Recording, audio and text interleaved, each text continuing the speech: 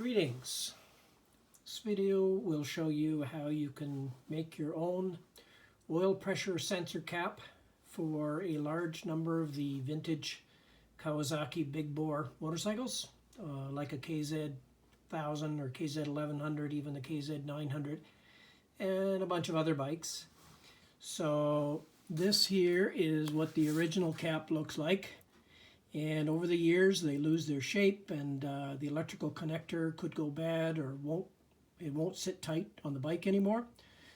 Mine wouldn't anyway, so you can't buy an OEM one anymore. There are some third-party products out there, but they're awfully expensive, so I decided to 3D print one. And what you see in the background here in green are some various prototypes. First I printed a hex to make sure I had the dimensions right, that it would sit nice and tight on the oil pressure sensor, and with some minor adjustments it did. And this is a one-piece design. I was going to try to make it out of one piece, but it's virtually impossible to get the electrical connector in there after the fact, so I decided to go with a two-piece design. So here's some prototypes of the two-piece design. There's a top half here, obviously, that gets glued on afterwards. I used epoxy. And this is just a standard bullet connector with a crimp on the end of it. And what I did is I bent that at 90 degrees so it lays down flat in this recessed area right here.